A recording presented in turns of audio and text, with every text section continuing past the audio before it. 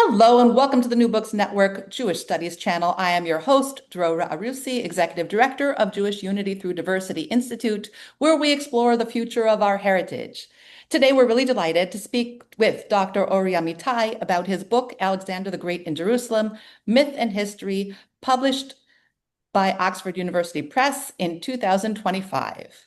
So welcome, Dr. Amitay, and thank you for joining us here today. Thank you for inviting me. Oh, I'm excited to talk. We usually start by asking our authors to tell a bit about themselves. Can you give us a little bit of background just about you as a person? As a person, As a person. I was born in Israel about 50 odd years ago. I always was drawn to history and even to ancient Greece, I have to say. And it took me into my third decade. I did my PhD in Berkeley, at the group in ancient history and Mediterranean archaeology, longest name on campus. Um, and it was only there, actually, with Daniel Boyarin, that I first started studying Jewish material. First time I read Talmud was Daniel Boyarin Wow. in Berkeley. So 10 time zones away, and I took that back with me, back to Israel, and I started combining Jewish and Greco-Roman materials. And basically, my research, I think you can put it in the conjunction of two intersections. One is myth and history, and the other is when different cultures meet. Because when different people from different cultures meet, they start telling stories to one another, and you immediately start exchanging myths. So that's where my research is at, basically. And I know I didn't prepare this, but what languages did you have to know to research the intersections?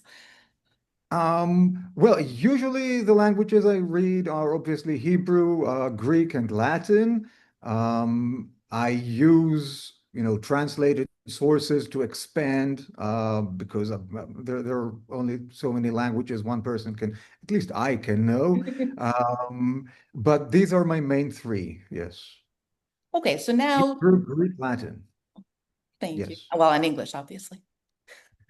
No, I'm talking about the ancient sources, of course. Yeah, just putting it out there. Yeah. So what drove you to write this book as a book?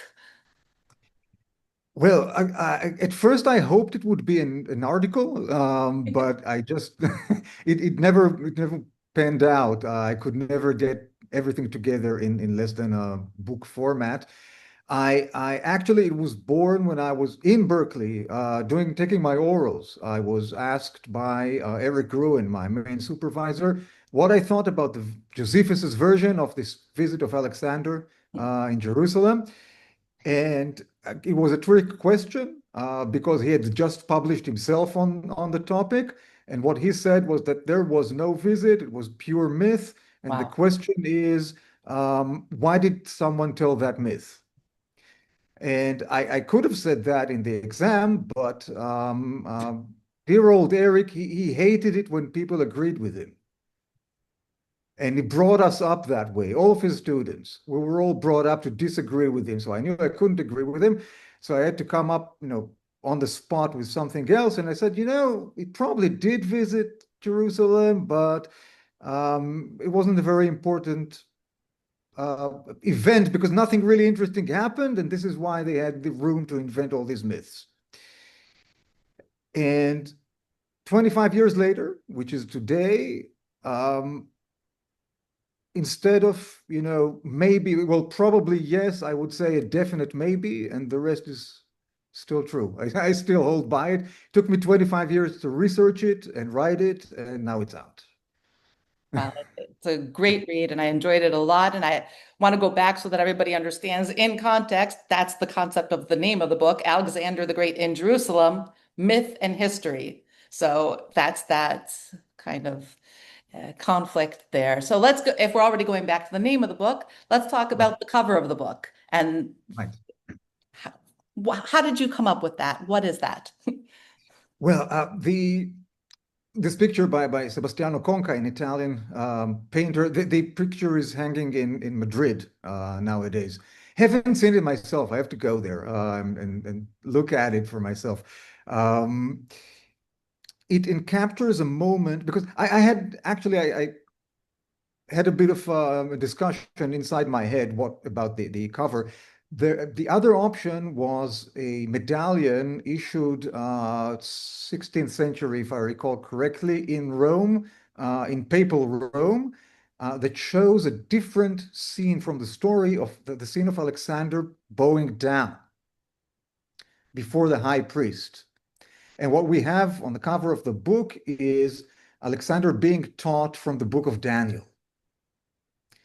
Now, what was more interesting for me, because like this whole issue about, Alexander the Great bows down before the priest of Yahweh, blah, blah, all that, it's been done to death. And this is why a lot of people, just were satisfied with attacking the historicity of the story and never bothered to ask, what was going on here really, right? They were just happy to demolish that because of the political ramifications. And again, this is a Vatican medallion. It's not Jewish anymore. Right. This is like the heart of Christendom, if you will. Um, um, you know, projecting out power through this image of Alexander and so forth. But the theme of my book, really, I think, is about accommodation, about facilitation, about what happens when Judeans in the land of Israel live under foreign rule. And here it's not an image of who's superior that I chose. It's an image of we have something to teach here. And plus, it's already like we've seen it before. It's already in our books. It's in our prophecies, right? It's a different, more subtle way of asserting supremacy. Okay, we'll come back to that. But I want to take a step back first because I realize we jumped into it and I want to be sure that we have everybody on a similar playing field at least. Can you give us in 3 sentences the time, place of Alexander the Great? Right. We're in the second half of the 4th century BCE. Um, by the beginning of that time, let's say 350, Alexander is not yet king, he's just a child. Macedonia is just being built up into a superpower in Greece. And by very like a short period of time, Alexander, with his army, now he's king because Philippus is no longer among the living. He's king, he's very young. He takes this army that he got, the best in the world, and he just smashes the armies of Darius of the Persian Empire. And after 2 major victories, he arrives at this part of the world, at the southern Levant in general, and its southern parts. So yeah, we're now in, let's say, 331 BCE, let's say, just to Yeah, give it approximately. numbers. Obviously, the Give it records are not numbers. going to be exact at that point, but The dates are pretty exact, and Alexander comes back and comes forth, and he spends about like a bit more than half a year just besieging Tyre in nowadays Lebanon. So this whole thing is taking some time, and then he goes to Egypt and comes back.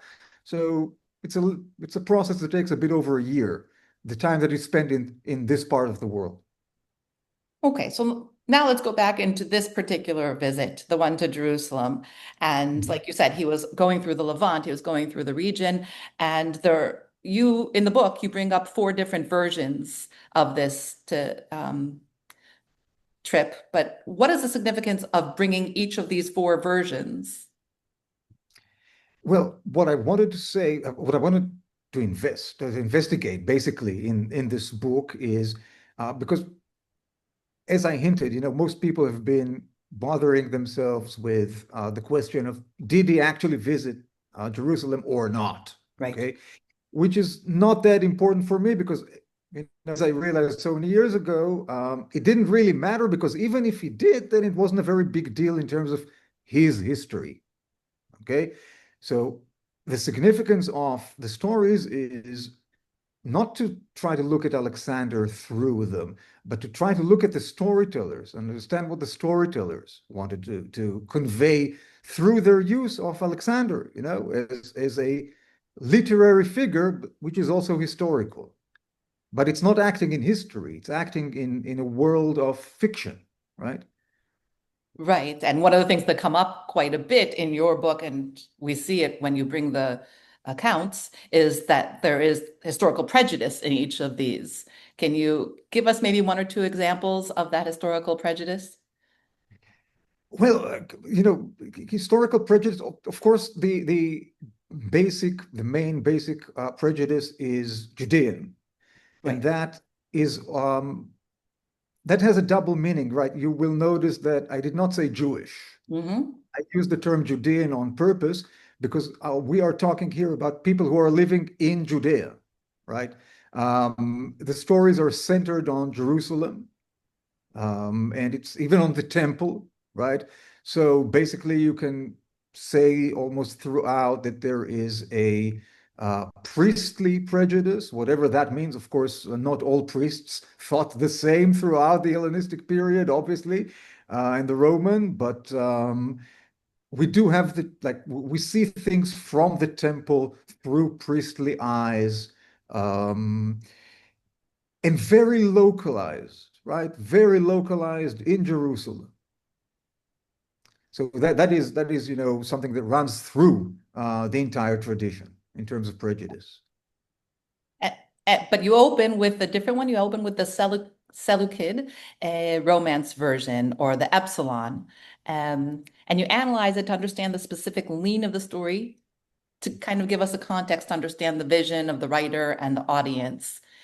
Right. Obviously, you're not going to go through the whole chapter right now, but can you give us a little bit of insight into it? Well, it's a really, really long chapter that I'm interested to hear at some point, when readers start coming back to me, what was the experience like opening a book with a chapter that's so unwieldy. Um, but the basic argument is I look at a Byzantine version of the Alexander Romance, which comes, I think, from the 9th century CE. And in it, I recognize a source that I claim comes from not just the Seleucid period, but the very, like maybe a couple of years at the time when the Seleucids took over Judea for the first time. We're talking about roughly the year 200 BCE. The dates are a little iffy on this one, but it's around 200 BCE, slightly later, in Jerusalem. And the reason why I think that I make this connection, that I recognize the source, is because of the Seleucid prejudice, right?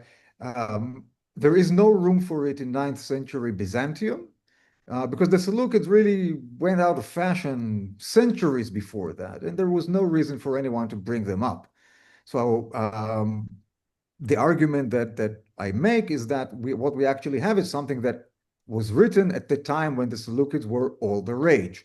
And for a number of reasons, right? We don't have time now, obviously, but for a number of reasons, I pin this down to the time when, very shortly after the time when Antiochus III took over Judea in general, Jerusalem in particular. We know from other sources that the first years of the relationship between Seleucids and the people of Judea, which of course later soured considerably, but the first generation had very good relations, and Jerusalem got a lot of privileges and even money from Antiochus when he just conquered it for the first time, when he just received it for the first time.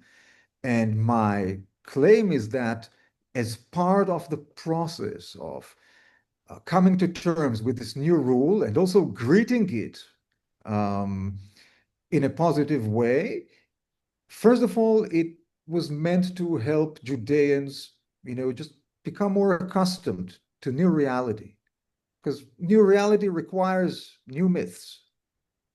So this is one myth that was invented particularly for this very dramatic transition. I should say that before the year 2000, give or take, we're talking about more than a century. It's four full generations, five short ones, of Ptolemaic rule. Um, this Judea was ruled from Alexandria, belonged to Egypt, and it was a very peaceful time, most of it, um, which is completely unprecedented in the story of the southern Levant to have such a long, peaceful time. And then everything is shaken in such a way that reminded people of, how Alexander shook everything. And so they come up with this story. And what's interesting, and I don't get into that all that much in the book, but what I've come to realize since, because I keep on working on it, I should say, I mean, people who are interested in that, I'm working now on a translation, a full translation to English of Epsilon, with commentary chapters. I have a partner on that, Gwendalita Tayeti, Dr. Gwendalina Tayeti. We're doing in common the translation, and there will be philological chapter and so on and so forth. So what I'm coming to realize is that also the Judean author sort of makes a promise to the Seleucids that if they join in to Jerusalem to get interested in the Judean God, then good things will happen to them. It's almost enticing, right? I imagine what it must have felt like, how weird it must have felt like for the Seleucids to listen to that, and how audacious some Jews thought that this would be, some Judeans. Yeah, and I think part of the thought process when, like you were talking about the change, the change management of the time, this is the way you had to build this myth and create it. I think that really is an important point here. And so one of the things you note also is that there are parallels among the people, and probably also to give them context as well, like Pompey and Alexander. And can you give us to help us understand the Gavia, first, what the Gavia story is in very short, obviously, and to help us understand it a little bit in this context. Right. Well, the interesting thing that happens, I think I connect the Gavia story. I will not get into the story, but the main, I should say, part of the plot that really called for the connection or juxtaposition, say, of Alexander the Great in the story and Pompey, the Roman general, is that Pompey, like Alexander, well, first of all, Pompey, even, like Plutarch says that even when he was young, people said that he looked like the statues of Alexander. And he did start to call himself Magnus the Great at an earlier stage of his career, and that are Alexandresque of him. But like Alexander, he conquered the East for Rome, not that much of the East as Alexander, not so far east, but he's the first Roman who conquered Judea, basically.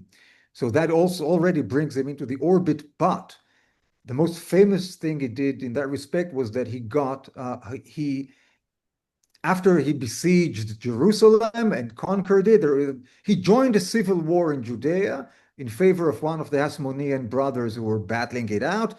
And there was a siege of Jerusalem and a conquest of Jerusalem. And then Pompey demanded entrance into the Holy of Holies in the temple. Now, under normal circumstances, there is only one person in the world who is allowed into the Holy of Holies, and that's the high priest.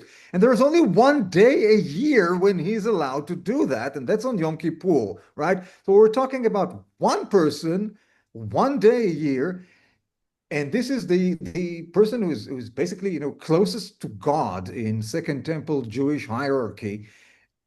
Not just any old priest, certainly not any old Jew, and definitely not a Gentile.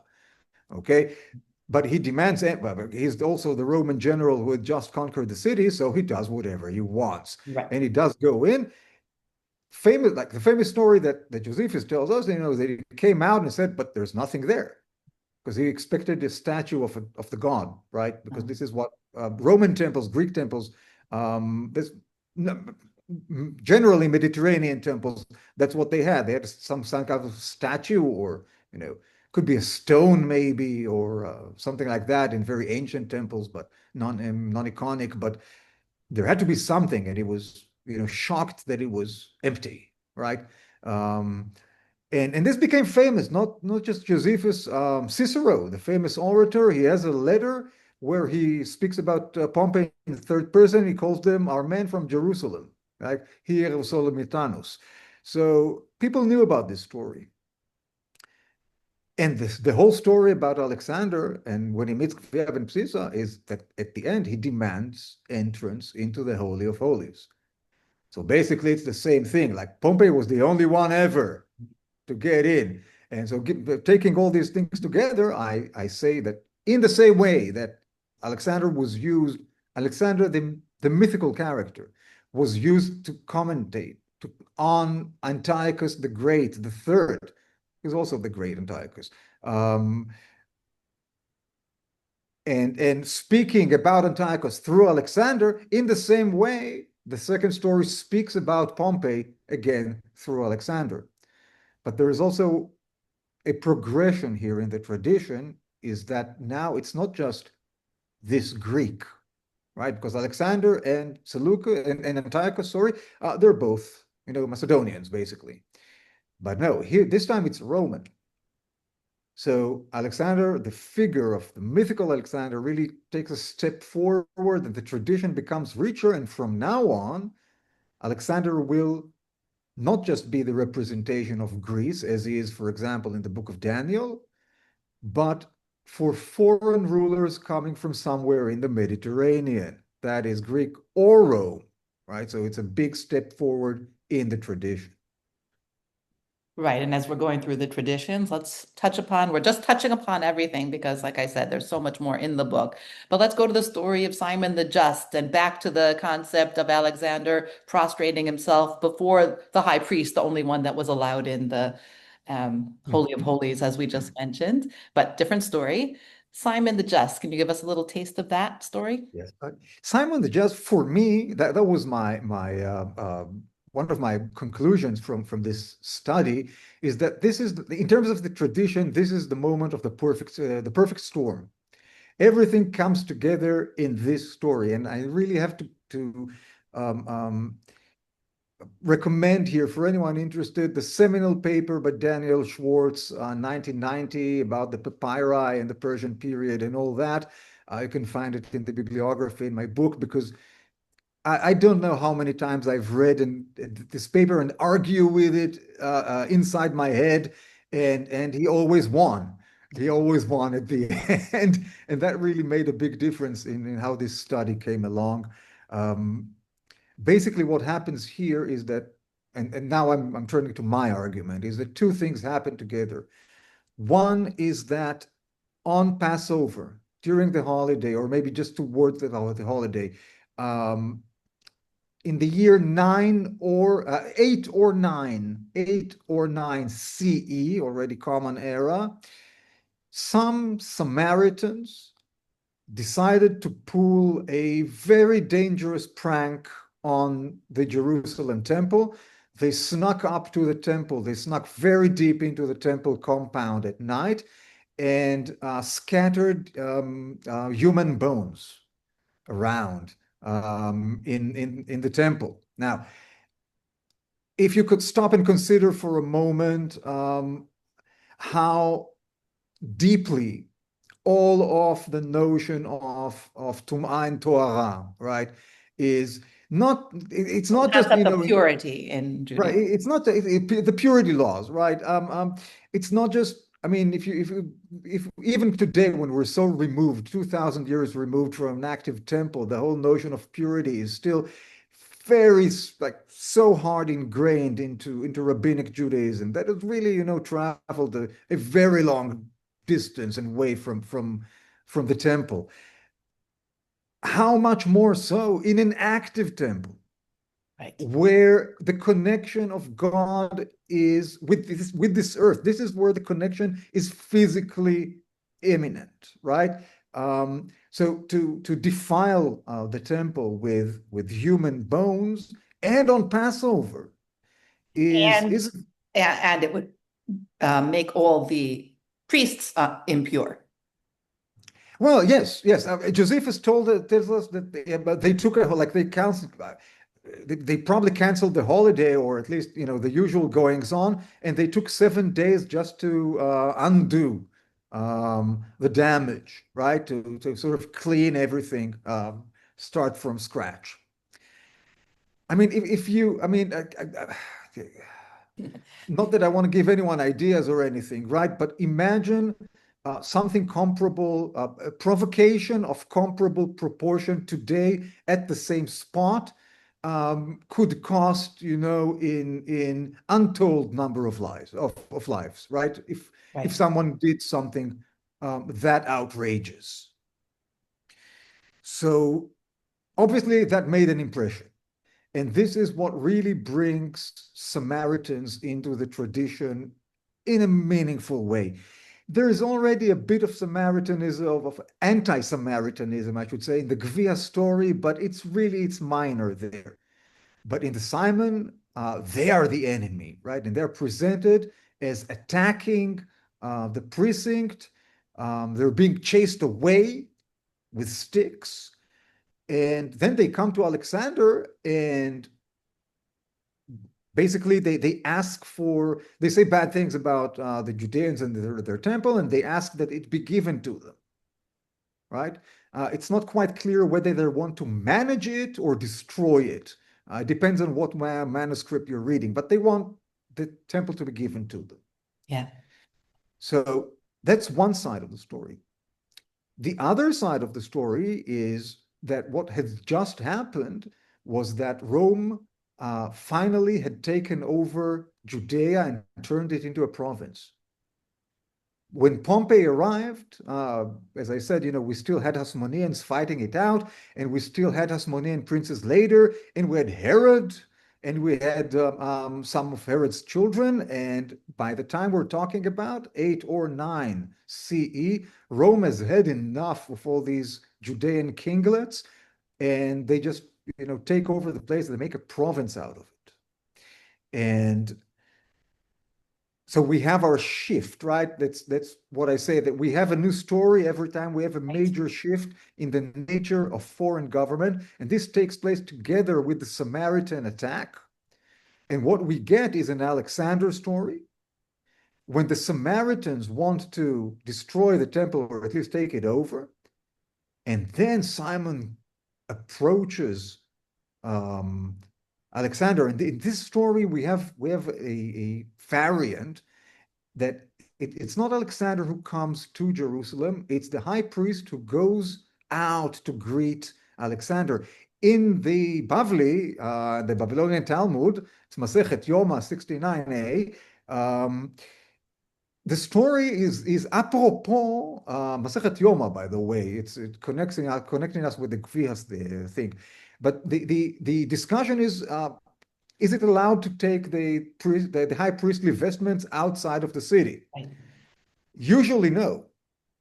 But under unusual circumstances, when there's pikuach nefesh, et lasot Hashem aferu toratecha. Yeah. So When it's to save a life, right? yeah, when there's no other choice, really, then, okay, fine, we'll make an exception. That's basically why they bring in the story in the first place, to demonstrate this principle. And this is where we get, for the first time in the tradition, this dramatic moment of, because we have from the very beginning, we have in this tradition, like literally, right? We have what we call in Greek a peripeteia, right? We expect something, and then there is a switch in the plot, a surprise, nafocho, right? Like in the School of Esther, right?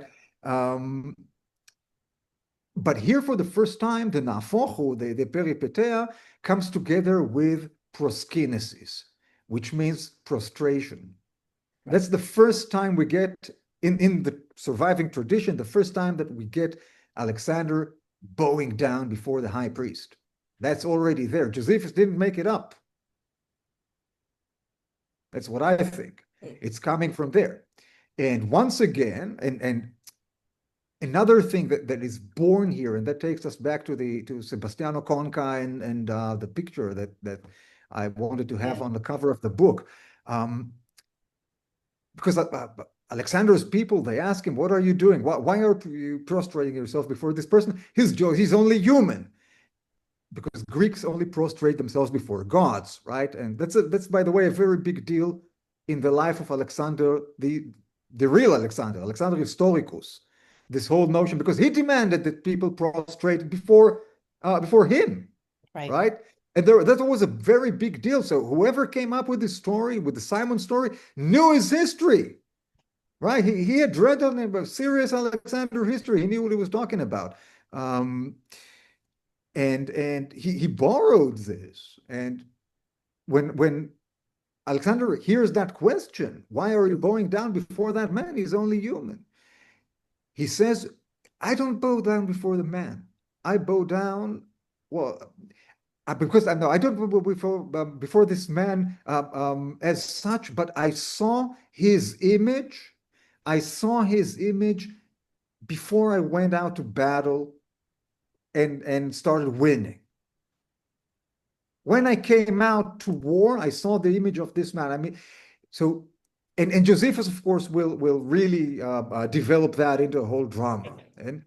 And so, but what we have here, the kernel of the principle that the victories of Rome as well, not just of Alexander, the victories of Rome and even the fact that Judea is now a Roman province, that is all part of God's plan. Right, and that's interesting in parallel to the other stories. So we've been talking, you've been kind of peppering everything with a little bit of the Josephus version as well, and I think that's one that we know. Can you just help us? I want to go back to the dates for a minute because we talked about 331 was approximately when the story happened, Right. and you said about 8 or 9 CE was Simon We're the Just. talking about 63 BCE for Pompeii and Kveha. Okay. We're talking about 8 or 9 CE for the Simon story. And Josephus, of course, is writing the publication of the Antiquities is somewhere in the early 90s of the first century CE. We're talking about book 11, so I don't know, the process of how he wrote the book, the entire Antiquities, but maybe around the year 90, presuming that it took him, a few years to get this down because it's a major opus. So we're roughly around 90 CE. Thank you. And that's when we're talking about it. They knew their history. That's what we're talking about is how much of history did these people know that it's so much further. So let's um let's understand you talked at the beginning, even you mentioned it, Judeans, and you were particular to say Judean. Can Right. you explain the semantics of those words or deeper than semantics, the actual words? Well, when I say Judean, if I said, particularly in English, if I said Jewish, I would be speaking about the religion and culture of the person, right? Um, uh, Jewish, a Jewish person could live in Jerusalem, but could also live in, say, Cyrene in Libya, right? They would both be Jewish. But the same word in Hebrew, Yehudi, also signifies a person living in Judea, Right. right? So Which I didn't do not have to to be make, Jewish. well, it would probably have to be Jewish. It would Okay. probably have to be Jewish. You probably get, there is always a very small minority, religious minority but I imagine that in Second Temple Judea, you don't get that many people who are not Jewish in Judea. You get some, Yeah. obviously, right? You get some. Um, I don't know if they would call themselves Judeans, though. I don't know of such people. I cannot come up with, with an example for such a person. Um, but even in Greek, right? Either in Hebrew when I say Yehudi or in Greek when I say Judaios, the distinction that we make in English, that we can make in English between a native of the land and a member of this ideological community, the distinction does not exist. And I want, in my terminology, I want to go back to that reality where the distinction does not exist because I think at least that it forces me to express myself in a way that is even a little bit closer to actual reality. If I don't use this distinction that was not in, could not be used by people at the time. And actual reality is going to bring us into the next question. Is there historically, can you say what happened? Or like you said, it's the myth around it, it doesn't matter that much. I cannot. It's a definite maybe. If Alexander, like, look, bringing it, the bottom line is there is an ancient historian called Pliny the Elder. He wrote a huge book called Historia Naturalis, which is an investigation of nature, basically. And in it, there is a book about plants, and he's writing about the balsam plants that grew in Farsemon in the rabbinic sources. Um, it was a very rare plant, basically grew, or this particular strand of it, kind of it, grew only in the Judean desert, in the strip between Jericho and En-Gedi. So basically along the northern part of the Dead Sea, on the western side only, as far as we know. So this is really particular, right? And Pliny says, he gives this whole section about the balsam, very nice, very interesting. And he said, when Alexander the Great was conducting his affairs there, and then he gives all kinds of details about the plantation and how, the harvesting and all kinds of technical details. It's very interesting. Now, what does it mean when Alexander was conducting his affairs there? Obviously, it's a time marker, right? So I'm guessing that he read it in one of the Alexander historians. But is there the southern Levant in general, right? Because if that is the meaning, when Alexander was in the southern Levant, these were the details, then it doesn't mean anything for our case here. We can dismiss it.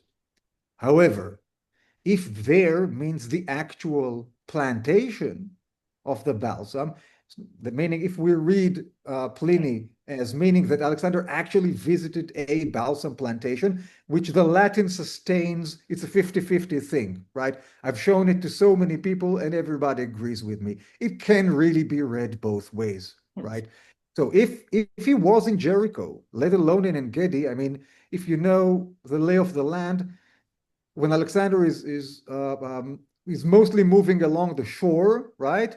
And on his way to Egypt, which is where Josephus says the visit was, and also the other stories, he probably didn't have time. If he visited Jerusalem, in fact, it was probably when he was on his way back from Egypt. That's what I think. Because he had more time at his hands, and he was not in a particular hurry at this point. Um, so if you're moving from Gaza, right, which is was and still is, this point of friction between Africa and Asia. If you're moving from Gaza to Tyre, which we know Alexander visited on his way back, right, and you're going to go through Jericho, you have to have a really, really, really good reason not to go through Jerusalem. Right. Okay, it can be done. It can be done, but you really have to want to avoid Jerusalem. So if we read Pliny that way, then you really have to resort to very special pleading um, to keep Alexander away from Jerusalem, right? But I'm saying Pliny is a 50-50 split.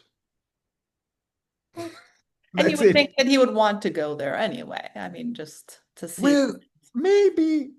I mean, the only way that it matters, it doesn't matter for Alexander one bit. That's what I think. Okay. Because the reason we don't hear about it in the sources is that nothing really interesting happened there, Right. right? So maybe was he shown the book of Daniel like Josephus says he was? You know what? Maybe. If he Right. visited Jerusalem, I bet that they had some version of an ancient text predicting his coming, ready for his perusal in a language that he doesn't read, right? So they can tell him whatever they want and whatever, right? But that's not the point, because if he was or he wasn't. Um, the interesting thing for me, really, I mean, it's important for the history of the Book of Daniel, obviously, but I can't say that way or another. But if he wasn't there, if he wasn't there, then the first story, the one that celebrates Antiochus III, becomes important and interesting as a moment of creation, Mm, literary creation, but also theological creation. Because this Alexander, he becomes a part of eschatology. He becomes the enemy of Gog and Magog. There are all kinds of interesting things going in that story. There are very serious theological ramifications. And by the way, this whole Gog and Magog thing, made its way not just into Syriac literature, a Christian, but it's actually in the Quran, right? So it infiltrated this idea that was born, I think, in around in the 190s BCE, in a text that is now lost, made its way into the Quran, which is a pretty big achievement, and it's a testimony to its to its influence. right. And that these stories crossed cultures, crossed time, crossed geography, but yet they're re-envisioned each time. It's a very interesting concept also when you're talking about academia and scholarly work to think that the story is reimagined and told very subjectively often. So, Well, I think the subjectivity is really what underlies my whole project. yeah. Because the question that, like, methodologically, that's the one question that I keep asking, and that's my shtick in myth and history, basically, is I ask, okay, if and that's why I like myth and history, right? Because if you take a character that is fully historical, like Alexander, right, and you make up stuff, you make up factoids that are not facts, right? Alternative facts, if you will. Why do you make up these particular factoids? Right. What is the alternative story that you're trying to tell? You're obviously trying to tell me a story. And what I do is I look around and see, I look at it's like walking into a shoe store and see which shoe fits. Or for which shoe fits and for which particular environment. That's all. Right, right. Well, there's got to be a time and a place where this story, where Right. the affactuality, the fact that it's counterfactual becomes factual, where the exact friction points suddenly fall into place. And I think That is the that's main methodology that I've been using throughout this book, except for the historical chapter where I say, I don't know if it was there, maybe. no, but that's A an important definite part of it maybe. also. I think that's also important that we don't know that this is historical. Um, so you mentioned that you're working on the translation of the Epsilon, and we always have Right. to ask at the end of the New Books Network podcast, what are you working on next? The Epsilon is great. Is that what you Mhm. want to focus on, or is there something else we should be watching for too? Oh, I'm working on a whole bunch of stuff. The entire Alexander romance thing is there is another article that is not going to be an article, that is going to be a book where I explain about the origins of the Alexander romance. What I think is that there is a Ptolemaic early version that is even earlier than the Seleucid ones that I was talking about. Actually, the Seleucid one, I understand it as a response to the Ptolemaic one written, let's say 50 years, maybe 40 odd years later, earlier, Yeah. sorry, in the time of Ptolemy the Third. Um, so I'm working on that, and it might have to be, first maybe like an article or two, and then a book. Probably is what it's going to be like. Um, and but I'm asking myself, what happened when Ptolemy the First, the Savior, conquered Jerusalem on the Sabbath? I have a suspicion that this story has not been told. You see, again, myth and history and Yeah. intercultural, right? That's my shtick. Um, Maybe the only thing that doesn't, fit this mold is I'm also working on a book that is supposed to tell the story of Western civilization from its early beginnings down to just before the rise of Islam. There's actually an online course at the University of Haifa in Hebrew that you can see on YouTube. You can watch it all on YouTube. It's called Huledet Tarbut HaMa'arav, the birth of um, Western culture. different civilization. And I want to turn it into a book in English, and give it a bit more muscle and meat. But the bones are already there, so I'm working on that as well. It's going to be interesting over the next few years. I'm going to keep busy. It definitely sounds interesting, and we're going to have to keep focus on what you're doing because I'm excited to read it. I love the concept of the myth and the history and this. I'm going to check out this course. So thank you, and thank you for joining us. Thank you for inviting me. It has been a pleasure. Now, we have been speaking with Dr. Ory Amitay about his book, Alexander the Great in Jerusalem, Myth and History, published by Oxford University Press in 2025. It has been a true pleasure. And to continue exploring the diversity of the Jewish people, follow Jewish Unity through Diversity Institute on Facebook, Instagram, and YouTube, and our podcast, Reclaiming Identity.